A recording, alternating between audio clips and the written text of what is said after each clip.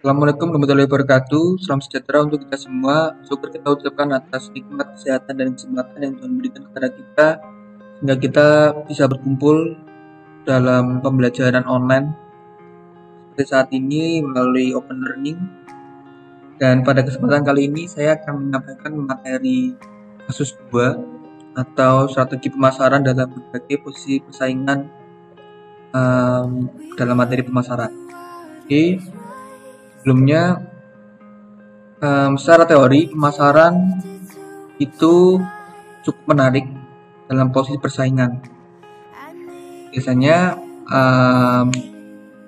pada prinsipnya persaingan itu akan selalu ada selama pasar tidak ada yang memonopoli. Ini berlaku untuk semua pasar, baik dalam skala besar ataupun skala kecil seperti lingkup UKM dan bisnis. Dan biasanya persaingan itu di dalam pasar memunculkan beberapa posisi yang menunjukkan dia sebagai pemimpin, sebagai penantang, ataupun sebagai pengikut, ataupun sebagai relung pasar atau ceruk pasar. Oke, jadi apa sih sebenarnya pemimpin pasar itu? Secara umumnya, pemimpin pasar ialah perusahaan atau bisnis yang menguasai sebagian besar produk yang relevan. Dan kata lain, pemimpin pasar itu pihak yang mempunyai jumlah pembeli yang paling banyak di antara para pesaing yang lain dalam produk tertentu.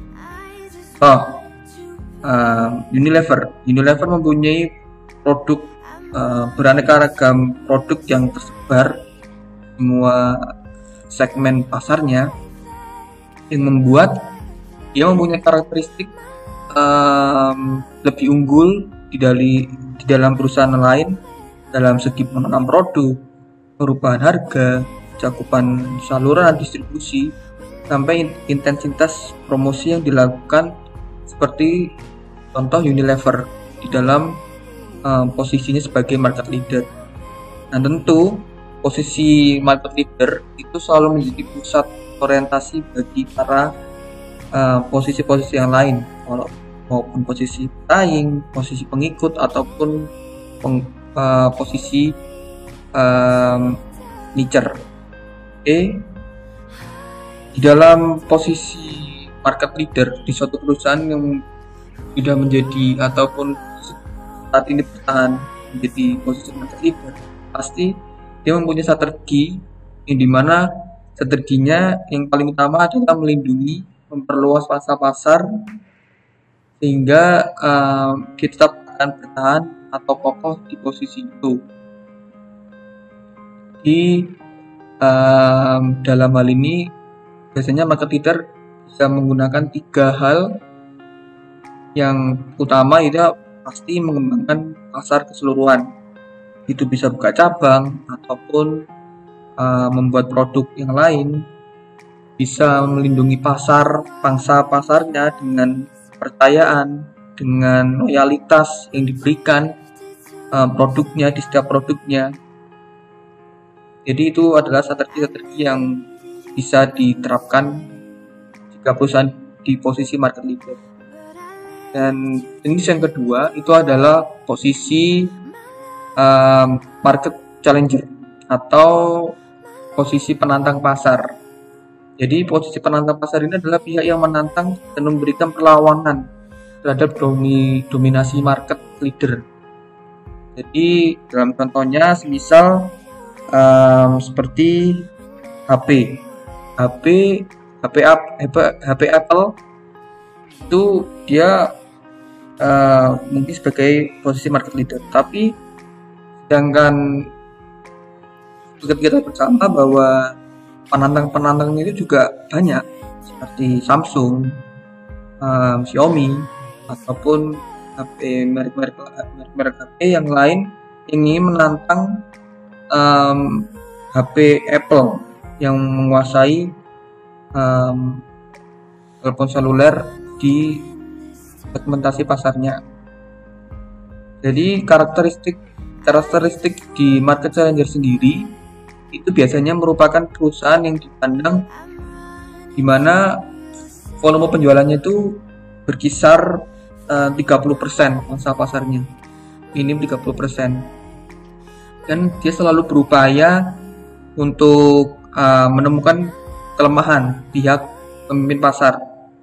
Kemudian dia menyerang baik secara langsung maupun tidak langsung dalam strategi untuk menjatuhkan pemimpin pasar. Dan karakteristik lainnya ialah biasanya dia selalu mengusahakan upaya untuk mengambil alih perusahaan-perusahaan yang lemah. Jadi dia seperti itu kalau di posisi market challenger. Strateginya apa sih yang biasanya yang dilakukan oleh market challenger? Yang pertama, biasanya dia akan melakukan pemotongan harga.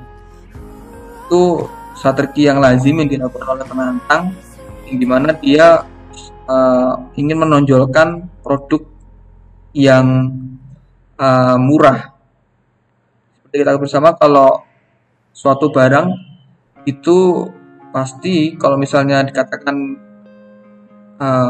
baik, pasti image-nya akan bertumbuh dengan harga yang lebih tinggi atau yang lebih mahal. Nah, market challenger itu selalu mempunyai karakteristik atau strategi yang bisa dilakukan untuk menjegal pemimpin pasar dengan strategi pemotongan harga, strategi produk murah, promosi, strategi produk prestis. Itu biasanya sering yang dilakukan oleh market leader. Biasanya yang perlu dilakukan saat berada di posisi seperti ini, posisi market challenger akan menyerang market leader secara langsung, mengakuisisi, merger bisnis UKM, meniru strategi promosi, melakukan penghematan supaya marginnya terjaga, dan memberikan harga yang paling murah. Biasanya strategi yang paling diterapkan di posisi market challenger. Oke, di posisi selanjutnya adalah posisi pengikut pasar atau market follower. Biasanya posisi yang ketiga ini mempunyai karakteristik di mana bisnis atau penjualannya mempunyai fondasi bisnis yang atau model yang cukup kuat, tapi mereka tidak mau mendominasi pasar dan tidak mengusik keberadaan market leader ataupun market challenger. Jadi istilahnya market follower itu sebagai pihak ketiga lah dalam suatu hubungan. Dia tidak mau mendominasi di hubungan, misalnya seperti hubungan pro dan kontra, dia sebagai mediasi atau sebagai moderator saja. Dan biasanya karakteristiknya dia akan selalu mencoba menonjolkan ciri khasnya yang membedakan dia dengan posisi market follower ataupun market challenger ataupun market leader, seperti lokasi, pelayanan, keunggulan produk. Itu biasanya yang selalu diterapkan. Dan karakteristik yang kedua adalah meniru produk seperti penantang pasar. Dan yang ketiga, biasanya memperoleh laba yang tinggi karena tidak menanggung beban pengeluaran yang tinggi juga melakukan inovasi. Dan posisi yang terakhir itu adalah relung pasar atau market nicher ya. Jadi market nicher itu sendiri adalah pasar yang sangat fokus terhadap suatu jenis atau layanan tertentu. Akan lebih mudah jika divisualisasikan seperti mempunyai karakter.